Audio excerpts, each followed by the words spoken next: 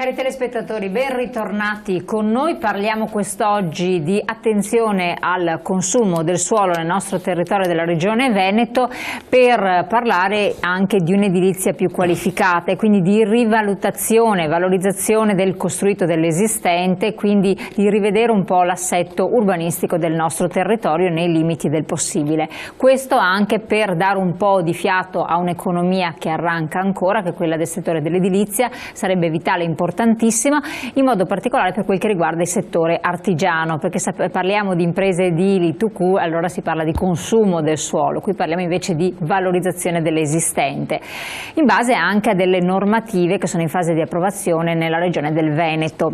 Vi presento subito i nostri ospiti, non vado oltre perché il tempo a disposizione ci servirà tutto per spiegare bene il dettaglio, lascio quindi la parola a loro. Ben arrivato l'assessore Cristiano Corazzari, assessore della regione del Veneto al territorio e non solo, perché alla cultura e altre deleghe. Grazie di essere qui con noi, assessore. Grazie a voi, buongiorno. Allora, ben arrivato il presidente Confartigianato Imprese del Veneto Luigi Curto, grazie anche a lei di essere qui con noi. Grazie a voi, buongiorno. E ben ritornato Federico Della Puppa, coordinatore della ricerca Teorema. Dottore, grazie di essere qui con noi. Allora, io vorrei proprio incominciare con lei, perché in questo caso la ricerca è stata molto attenta e interessante. Che cosa ha puntato l'attenzione? Quindi focus su che cosa? Diciamo che l'introduzione di una nuova normativa come la legge 14, che è in questo momento in discussione presso la seconda commissione della Regione del Veneto, introduzione di una legge sul consumo. Poi verrà spiegato meglio, sì. Però diciamo che è una legge sul contenimento del consumo di suolo e in qualche modo sul ripensamento complessivo tutto sommato del modello di sviluppo che abbiamo seguito in questi anni in questa regione. E diciamo che l'introduzione di una nuova normativa pone sempre delle domande alle imprese. È una normativa che aiuta o che blocca?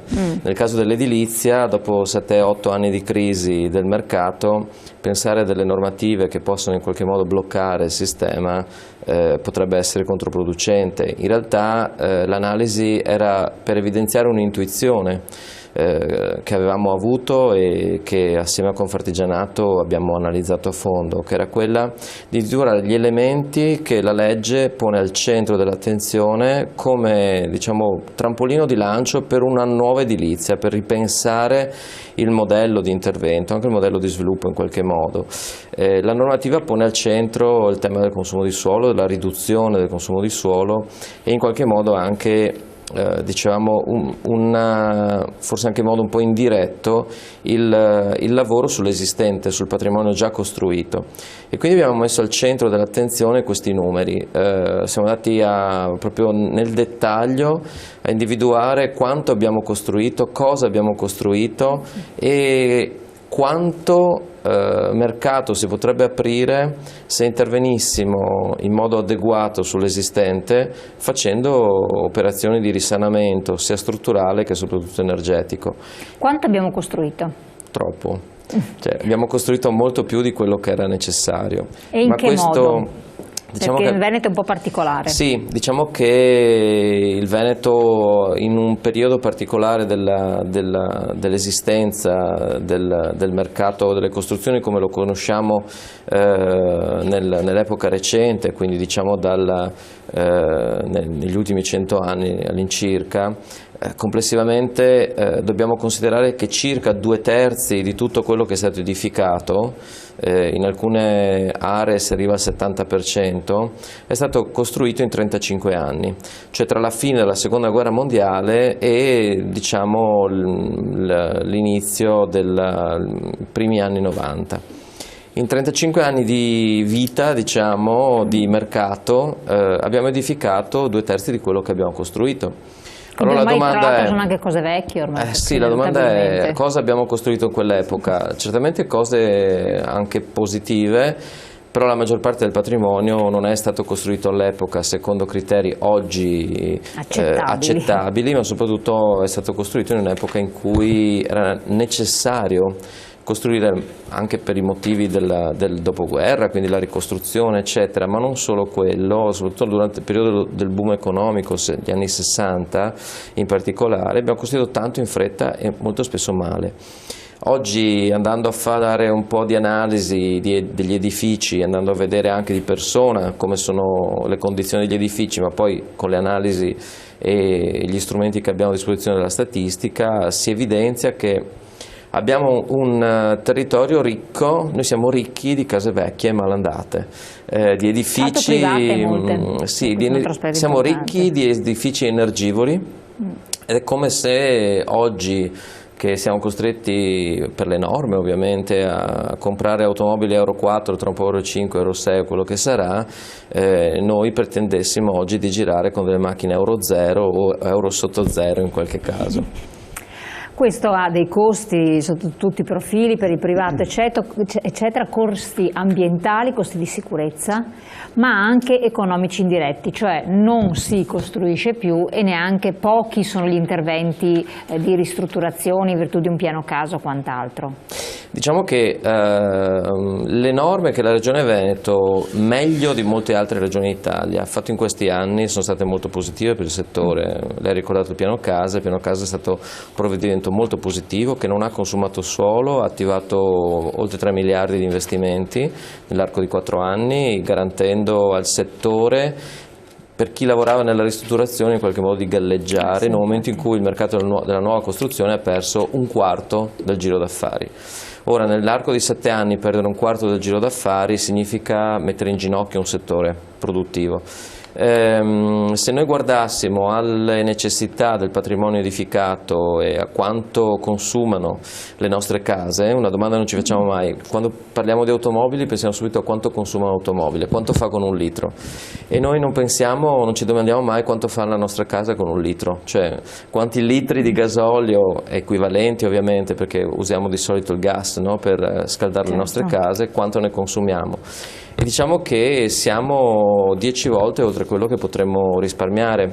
Tanto per fare un paragone, la spesa media certificata nella Regione Veneto di una famiglia, una spesa media familiare per i consumi energetici, gas, luce, diciamo, sono mediamente di pochissimo inferiori ai 3.000 euro all'anno. Questo nella media generale. È tantissimo effettivamente. Risparmiare, cioè arrivare a consumare solo il 10% di quello che spendiamo, significa risparmiare almeno 2.500 euro all'anno per ogni famiglia. Significa liberare delle risorse che, associate agli incentivi fiscali, che mai come oggi sono così elevati, e associate anche alle altre norme incentivanti che le norme attuali della Regione già in qualche modo prevedono, ma che il nuovo provvedimento garantisce in modo ancora più solido, garantirebbe sicuramente di avere le risorse per fare gli interventi, e questo è in questo momento l'elemento più importante che abbiamo a disposizione, sul quale dobbiamo investire anche dal punto di vista della comunicazione, raccontandolo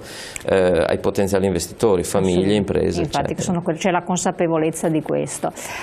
Passiamo appunto alla Regione a questo punto per spiegare ai nostri telespettatori qual è lo stato dell'arte, quindi a che punto siamo. Leggiamo anche un messaggio quando arrivano, però diamo sempre la colpa allo Stato che ne ha pure. Ma quanti costruttori improvvisati ci sono e quanti riescono a capire che il mercato è cambiato? Non si può più costruire, ma bisogna ristrutturare e ricostruire sull'esistente, ma pochi lo capiscono. Beh, direi che il messaggio coglie nel segno. Una delle linee strategiche della Regione Veneto, che si è concretizzata con il progetto di legge 14 che di firma del Presidente Zaia, prevede proprio di andare in questa direzione. Quindi è un progetto di legge? È un progetto di legge che attualmente è all'esame del Consiglio regionale, della competente commissione, e che è in fase di esame insieme ad altri progetti di legge che riguardano la stessa materia. La filosofia di fondo è quella di contenere il consumo di suolo e di incentivare un nuovo modello di sviluppo urbano e di pianificazione urbanistica. Questo perché i numeri sono stati ripetuti prima, ma vorrei far presente in modo importante qual è la problematica, cioè dal dopoguerra ad oggi nel Veneto si è costruito troppo in modo disordinato e si è costruito male. Naturalmente le condizioni erano completamente diverse rispetto a quelle attuali, ma oggi sia la situazione di mercato sia la situazione della necessità di valorizzare quello che è il nostro territorio, il nostro paesaggio, che sono sono elementi anche costituzionalmente garantiti, ci impone di avere una profonda riflessione e di avere un cambio di filosofia. Non dimentichiamo che la regione Veneto è la seconda regione in Italia per consumo del suolo, per suolo consumato. Abbiamo suolo consumato per circa il 9,5% della superficie. Vuol dire che il 9,5% della nostra superficie come regione Veneto, tenuto conto delle montagne, delle campagne e di tutto, è occupata da edificazioni. In più ci sono aree particolarmente urbanizzate, pensiamo alla città di Padova, dove il 40% del suolo è occupato, la zona della Patreve, la zona della dorsale dell'autostrada A4. Ecco, quindi abbiamo una situazione che soprattutto in determinate aree è ormai diventata una situazione di grande difficoltà. Cosa porta questo? Questo porta non solo ad un depauperamento di quello che è un patrimonio, cioè il nostro territorio, quello che dobbiamo lasciare ai nostri figli, ma porta anche a una situazione di generale svalutazione dell'edificato esistente, perché come è stato detto prima, gran parte dell'edificato è un edificato vecchio. Pensiamo che oltre il 70% degli edifici sono stati costruiti prima del 1981, è un edificato che ha perso di valore e che, mentre una volta rappresentava l'elemento di risparmio della nostra gente, che con i sacrifici di una vita si compravano una casa, si compravano un appartamento, oggi sono diventati un costo. In più è diventato un elemento che crea degrado nei nostri centri urbani, nei nostri centri abitati, non ha le caratteristiche di rispetto del consumo energetico e del rispetto ambientale che sono oggi necessari e dovuti per legge. Quindi tutta una serie di elementi che porta alla necessità, alla consapevolezza da parte della politica che bisogna invertire questa tendenza, bisogna andare verso una nuova filosofia. Aggiungiamo che inoltre abbiamo ben 460.000 abitazioni inutilizzate in Veneto, cioè vuote. E questo perché? Perché nel tempo, lo ripeto, si è investito in appartamenti, in abitazioni che oggi hanno perso assolutamente di valore e da patrimonio sono diventati un costo. Il problema come si risolve? Si risolve invertendo questa filosofia, cercando di ridare qualità all'edificato esistente, di rigenerare i nostri centri urbani, di rinaturalizzare quelle aree degradate o di riutilizzarle in modo che diventano utili e complementari ad un disegno di qualità complessiva dell'edificato esistente. Non è semplice, assolutamente, bisogna riuscire a farlo anche di concerto con gli enti locali, con i comuni, perché sarà un passaggio molto delicato, e soprattutto con le categorie degli operatori, con l'ANCE e con tutte le categorie produttive. Non dobbiamo mai dimenticare che intorno al settore edile ruota un indotto enorme che è praticamente quello principale che muove più economia in assoluto. Quindi è un percorso che dobbiamo fare assolutamente insieme per portare la nostra economia, gli investimenti verso una riqualificazione, verso un recupero dell'esistente, verso una nuova qualità dei nostri centri urbani e del nostro edificato. Ecco, questo è il progetto di legge. Allo stato attuale, siccome poi ci sono i cittadini, guarda, adesso vediamo il messaggio che arriva, come in altri settori ci vogliono persone incompetenti, non voglio parlare degli idraulici che sono una razza a parte, ma in generale ci vorrebbe un qualche certificato che garantisca la qualità del servizio offerto, altrimenti pure io che faccio il tassista posso aprire un'impresa edile. Questo è un problema, dopo parleremo col Presidente di questo. Sicuramente è un problema che esiste, è quello degli operatori che devono avere anche una cognizione rispetto a quello che vanno a svolgere come attività, perché sono attività che portano un impatto per la collettività. A maggior ragione gli enti locali, quindi i comuni, hanno il dovere di pianificare il loro sviluppo edilizio urbanistico in modo rigoroso e serio, ed è quello che noi vogliamo fare con questa nuova legge, che è una legge che dice basta consumo del suolo, basta occupazione di nuovi terreni, e naturalmente ci sarà una fase transitoria che permetterà di gestire insieme agli enti locali questo passaggio, e andiamo a ridare valore all'edificato esistente. Allora, comprare le case sfitte, abbatterle e fare dei bei parchi per i miei figli. Allora, per quanto riguarda questa è la nuova normativa, quindi quello che dovrebbe essere all'approvazione. Lo stato dell'arte fino a questo punto, noi vediamo comunque degli ampliamenti di zone commerciali, di fatto, anche se anni addietro si era parlato che non si sarebbero attuati, vediamo comuni comunque, dopo passo anche a lei Presidente, però voglio finire con l'assessore, che autorizzano nuove edificazioni, c'è intanto in essere una continua, chiamiamola erosione del suolo, con poi ripercussioni che non sono nella sua competenza, per carità, però in ogni caso abbastanza gravi. Perché questo? Beh, è l'onda lunga di un sistema del passato. Perché ancora siamo in questo... Naturalmente già oggi nella legge 11, la legge urbanistica, è prevista la superficie agricola utilizzabile, la famosa SAU, cioè un limite alla possibilità per ogni comune di consumare del suolo. Esistono già oggi delle norme, esistono le varianti verdi, per esempio, che abbiamo introdotto, cioè la possibilità che danno gli enti locali al privato che ha avuto un'area destinata ad urbanizzazione, area artigianale, residenziale, di farla ritornare area agricola, farla ritornare area verde. Invece, e molti la stanno utilizzando, perché quello che prima era un'opportunità di reddito, dire mi hanno trasformato un mio campo in una superficie edificabile, è diventato un costo, perché lì su ci paghi poi le tasse comunali, ci paghi l'IMU, quindi hanno avuto dei grandi risposte con il cambio delle esigenze di mercato. Il piano casa stesso era un elemento di contenimento del consumo del suolo, perché imponeva per l'ampliamento dell'edificato esistente un recupero energetico, una ristrutturazione, una riqualificazione dell'edificato esistente. Quindi già queste norme erano state introdotte in passato, ma occorre dare una svolta più forte di fondo, ed è quello che vogliamo fare. Ecco, dopo vedremo anche un po' nel dettaglio che l'input, il messaggio che era arrivato prima di conversione proprio globale da zone magari dove ci sono case fatiscenti, abbandonate, ce ne sono alcune che fanno terrore, sono disabitate, riconvertirle in parchi, la fattibilità o meno di cose. Io colgo questo punto perché è un punto interessante, perché oltre ad essere assessore all'urbanistica sono assessore ai parchi, ma soprattutto sono assessore alla sicurezza. La qualità urbana è un modello ed è un elemento fondamentale per la sicurezza delle città, per la sicurezza degli abitati. Dobbiamo vederla anche in questo modo, dove si ridà qualità all'edificato, dove si ricreano delle zone condivise, dove la gente va e vive, dove le mamme possono portare i bambini, dove si creano economie, negozi di vicinato, si crea sicurezza, benessere e qualità generale. Quindi in un'ottica amplissima dobbiamo perseguire il disegno di ridare qualità ai nostri centri urbani e di interrompere quindi uno sviluppo a macchia d'olio, ma riportare la qualità dentro ai nostri centri urbani. Che poi se una zona comunque qualificata in modo adeguato, nuova, innovativa eccetera, chiama a sé un certo tipo anche di frequentazioni. Io ho visto un esempio meraviglioso che è un quartiere di Mestre, sono stato portato con un accordo, si chiama contratto di quartiere, che è stato fatto regione, comune, operatori privati, sono state investite delle risorse ed è stato trasformato un quartiere di Mestre che si chiamava, adesso aveva un nome anche molto pittoresco che riguardava una colonia, Maccalè si chiamava, Maccalè, che era una delle zone più degradate del centro di Mestre. Lo vado a vedere adesso, è un esempio di bellezza e di vivibilità e di qualità urbana.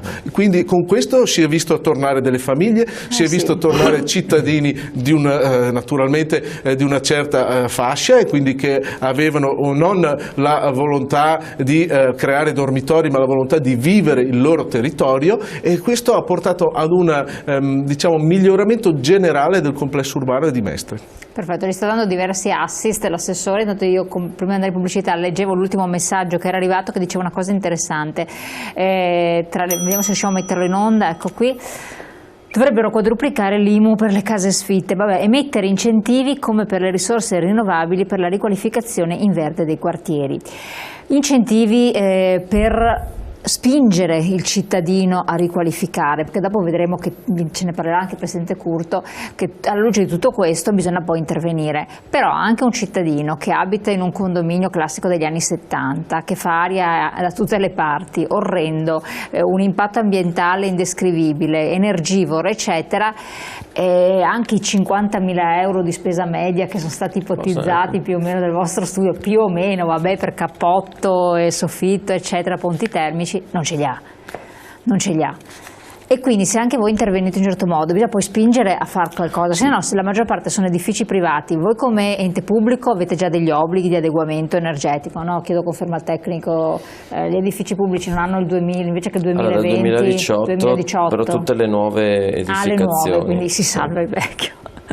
No, ma scherzo, ma non è previsto qualcosa, non è possibile qualcosa? È già la norma prevede tutta una serie di incentivazioni non solo economiche, quindi ci sono. Assolutamente, oltre che degli elementi prescrittivi che dicono qui non si può costruire oltre un certo punto, ma prevedono veramente un'incentivazione di fondo per quanto riguarda l'utilizzo, il recupero di aree degradate, la riqualificazione di aree esistenti, il recupero da un punto di vista ambientale ed energetico. Quindi spingere verso in questa direzione. Le risorse sono un problema se parliamo di risorse pubbliche, ma se si genera un volano in cui anche il privato che ha convenienza a investire in quel settore, allora si possono veramente muovere dei numeri importanti. Ritorno all'esempio che è stato fatto prima di Mestre, in cui i privati hanno messo la maggior parte delle risorse perché hanno fatto un investimento che gli è tornato indietro, perché poi quelle aree al metro quadro sono raddoppiate o triplicate di valore nel momento in cui avevano riqualificato da un punto di vista urbanistico i quartieri. Chiarissimo.